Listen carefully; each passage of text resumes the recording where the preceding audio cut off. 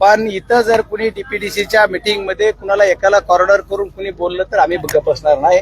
आणि जिथं म्हणलं की कुणी दहशत आहे तर आम्ही त्याला उत्तर दिलं, दहशत कुणाची त्याचं उत्तर द्या. त्याच्यामुळे जिथं माजी पालकमंत्री म्हणले की इथं अधिकाऱ्यावर दहशत आहे, मग कुणाची दहशत आहे, मग त्याच्यावर थोडीच झाली आचापाची, तर त्याच्यावर बैठक संपली.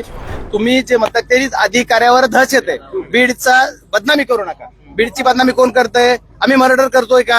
आम्ही चोऱ्या करतोय का? आम्ही राखेचा धंदा करतोय का? आम्ही खंडणी मागतोय का? आम्ही गुटखा चालवतोय का? मटका चालवतोय का? आम्ही काय करतोय बदनामी जिल्ह्याची? या प्रशासकीय मान्यता झाल्या बीड जिल्ह्यामध्ये, त्या प्रशासकीय मान्यता चुकीच्या पद्धतीनं या वर्षी सुद्धा दिल्या गेल्यात. मागचं तर जाऊ द्या, एकतर सीओनी कुठल्याही आराखड्यात मंजूर नसणाऱ्या कामाला मान्यता दिल्या. महिला बाल कल्याणला काय मॅन्डेटरी पैसा खर्चावा लागतो, समाज कल्याणला मॅन्डेटरी पैसा करतो. रोड सुरक्षा समिती किंवा रोड सुरक्षेचं जे लागतात त्याला 3% मॅन्डेटरी पैसा आहे. हा पैसा खर्चणं मॅन्डेटरी आहे, तरी सुद्धा त्याचे नियम तोडले गेले. महाराष्ट्र राज्याचे उपमुख्यमंत्री आदरणीय अजितदादा पवार साहेब या बीड जिल्ह्याचे पालकमंत्री झाले आणि पालकमंत्री व्हावेत याच्यासाठी सुद्धा मी बऱ्याच अजितदादांनी एकदा पालकमंत्री पद जर घेतलं तर बीड जिल्हा धुरीत येईल. त्या पद्धतीनं आज आदरणीय अजितदादा पवार साहेबांनी पहिली त्यांच्या कार्यकाळातली नियोजन समितीची बैठक बीडमध्ये घेतली. त्या बैठकीमध्ये बऱ्याच विषयावर चर्चा झाली आणि शिस्तीत बैठक पहिल्यांदा झाली. कारण मी बऱ्याच दिवसापासून मला वाटतं विमलताई ज्यावेळेस या मंत्री होत्या, पालकमंत्री होत्या, त्यावेळेस त्याच्या अगोदर पण मी बऱ्याच वेळेस नियोजन समिती बघितलेली. त्या नियोजन समिती बघितलेली म्हणजे मी पण तिचा सदस्य असायचो, कॉप जी मेंबर असायचो त्याच्यामध्ये 2002 पासून आजपर्यंतच्या काळात 22 वर्षानंतर पहिल्यांदा बीड जिल्ह्यामध्ये नियमाप्रमाणे बैठक कशी चालवायची ही बऱ्यापैकी झालं, तरी त्यांच्या मनासारखी झाली नाही असं त्यांना वाटतं. तर ठीक आहे, तर बैठकीमध्ये जे विषय झाले, अनुपालन झालं, अनुपालनाच्या नंतर मागचा आराखडा झाला. त्यांनी अगोदर सर्व बैठकीमध्ये आढावा घेतला असं सांगितलं शॉर्टमध्ये, की त्यांनी सगळा आढावा घेतल्यानंतर त्यांच्या लक्षात आलं की ज्या प्रमा दिल्यात किंवा ज्या प्रशासकीय मान्यता द्यायच्या त्या टप्प्याटप्प्यानं द्याव्या लागतात. बघा, निधी जेवढा उपलब्ध आहे त्याच्या 1.5 पटीनं प्रशासकीय मान्यता द्यायच्या असतात.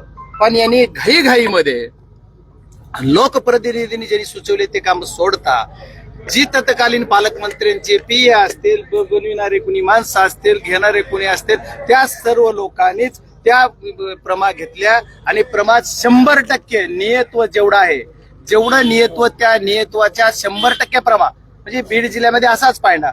आणि बरंच बोललं गेलं की तुम्ही अधिकार दिले. बीड जिल्ह्यातल्या नियोजन समिती असो की महाराष्ट्रातली असो, मागच्या 2 वर्षामध्ये फक्त पालकमंत्री, अध्यक्ष आणि सचिव हे कलेक्टर आहेत. त्याच्याशिवाय दुसरा तिसरा माणूस तिथं सदस्य म्हणून कुणी नाहीये. आम्ही सर्व निमंत्रित सदस्य आहोत. त्याच्यामुळे आम्ही अधिकार दिला, कुणी काही विषय जरी असलं रेकॉर्डवर जरी ते बोललं गेलं त्यावेळेस की तुम्ही पालकमंत्र्यांना अधिकार दिला, पालकमंत्र्यांना, पण पालकमंत्र्यांनी तत्कालीन कलेक्टर, तत्कालीन अध्यक्ष जे आहेत ते पालकमंत्री, ते दोघच सदस्य, सचिव आणि अध्यक्ष हे दोनच तिथे येत असल्यामुळे त्यांना अल्टिमेटली त्यांनाच अधिकार आहे. त्याच्यामुळे तो अधिकार कुणी दिलेल्याचा विषय नाहीये. पण या विषयामध्ये बरीच चर्चा होताना त्यांनी मागच्या सांगितलं गेलं की या ज्या प्रमा झाल्या, ज्या प्रशासकीय मान्यता झाल्या बीड जिल्ह्यामध्ये, त्या प्रशासकीय मान्यता चुकीच्या पद्धतीनं या वर्षी सुद्धा दिल्या गेल्यात. मागचं तर जाऊ द्या, एकतर सीओनी कुठल्याही आराखड्यात मंजूर नसणाऱ्या कामाला मान्यता दिल्या. तत्कालीन त्या मॅडम सीओ होत्या आणि त्यावेळेस मी त्यांना माहिती मागितली. त्यावेळेस फार सगळं 2-3 महिने गेल्याच्या नंतर आम्हाला आता माहिती दिली. मी खासदार म्हणून माहिती मागितली तरी मला दिली नव्हती कुठल्या प्रमा दिल्या याची. आणि आता मीटिंग मध्ये असं ठरलं गेलं की या चुकीच्या पद्धतीच्या प्रमा दिल्या. जेवढा निधी 45% आला होता तेवढ्याच प्रमा दिल्या पाहिजे किंवा कमावणं त्याच्या 1.5 पट.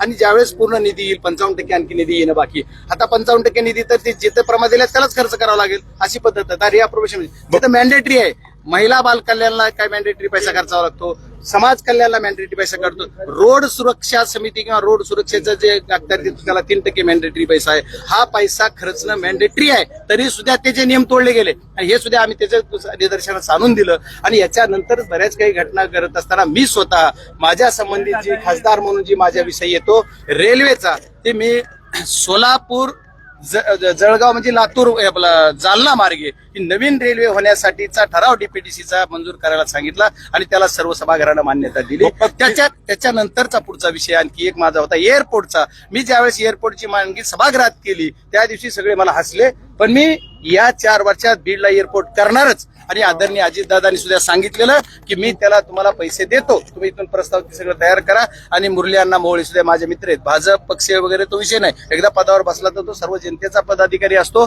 जो अधिकारी मी सुद्धा खासदार ते सर्व जनतेचा आहे, त्याच्यामुळे ते सुद्धा ते कामाला करतो पॉझिटिव्हली सांगितलं. पण तेच अधिकारी बीड जिल्ह्यामध्ये येतात. हा विषय